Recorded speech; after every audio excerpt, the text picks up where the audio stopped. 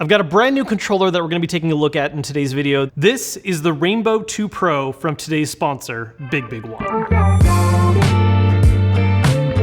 A wireless and wired compatible controller that works with both Switch and PC that has a heavier focus on special features targeting it for FPS game use, a lot of which can still benefit and be an advantage that you can have in other games as well, but FPS is really the main genre that this controller is targeting. One of the biggest things really is its extreme focus on reactivity. This controller, when used in wired mode, features a 1000 Hz polling rate, which is 8 times faster than many other controllers out on the market, also featuring a 12-bit ADC chip, and you have the ability to reduce the joystick dead zone down to 0, allowing for very reactive, responsive control in FPS games, which is super important to have precise and quick aiming.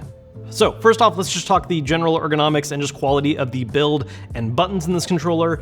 Grip-wise and just overall style, pretty unsurprising for as far as a lot of third-party controllers go. This one does mimic very closely to an Xbox One style controller. Although I will note one thing about it that does stand out very differently is that the grip on it does have a slightly more narrow focus, particularly on the inner part of the handle grip. You kind of feel this sharp fall off suddenly that, to be honest, I'm not the biggest fan of, although I do really like the rubber finish on these that adds just a little bit of pliability to the grip itself instead of touching hard plastic directly. Stick-wise, they have a nice little medium, middle-of-the-road tension going on for them, and do take advantage of anti-friction rings. So if you ever have to spin the stick around, it has this very nice gliding feeling to it. Overall, feels really great, though I will note that the material that these anti-friction rings are made out of does make for a noticeably louder click-clack sound when you're moving the sticks around a lot.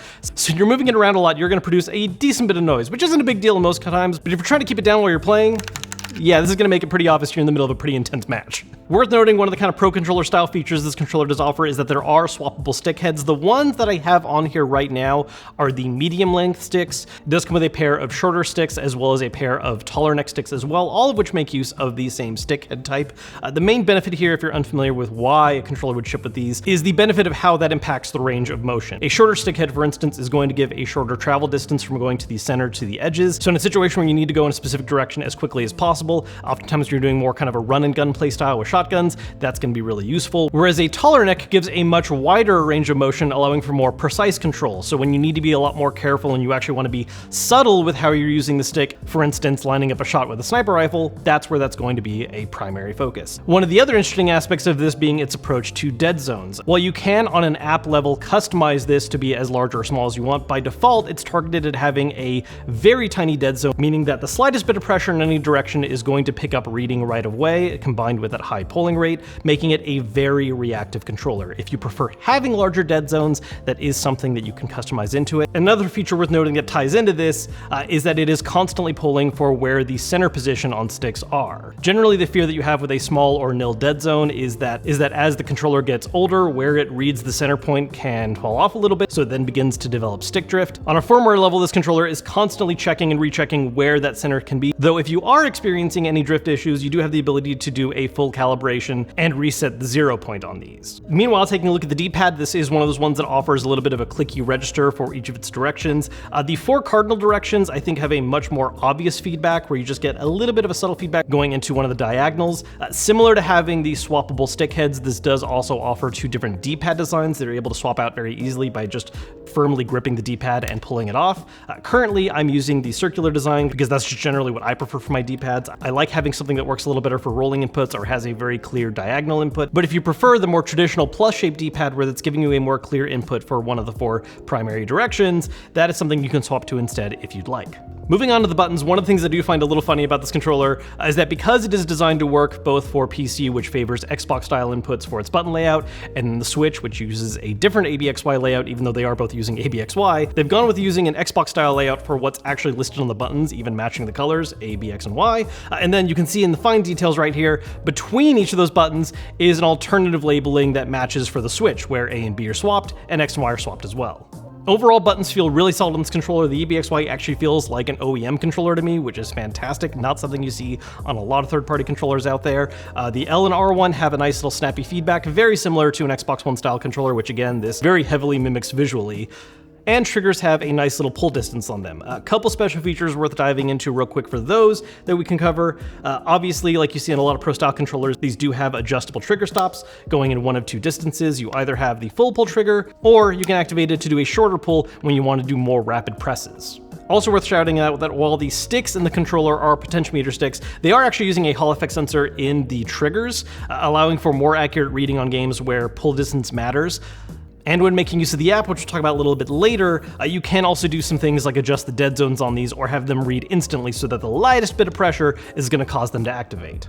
Along with all the traditional buttons you would recognize on an OEM controller, we do also have some additional special feature buttons and remappable buttons as well. When it comes to the remappable buttons, we have 4 total, 2 on the back that are located nearby where your middle fingers can rest on the grip, or ring fingers if you prefer doing a claw-style approach to your controller, along with 2 remappable buttons placed on the top of the controller between the triggers. The back remappable buttons have a clicky feedback similar to a mouse, while the top middle ones here have a very similar feeling to the left and right bumper. Now with these remappable buttons, you do have a couple different options for how to handle them. You can use them as just a simple remappable where you want to take one of the front button functions and tie them to there, so pressing one of them counts as A, for instance. However, you are also capable of programming macros, so if you want to do more complex inputs, you're able to map those as well. And one of the more interesting aspects that this can be used for PC specifically is that you're also able to remap keyboard functions specifically to the controller. So in some games where sometimes a button might be pulling multiple duties in order to handle the condensed options compared to a keyboard, you're able to map keyboard functions to a remappable button. That way it has only that specific purpose in mind rather than serving multiple roles.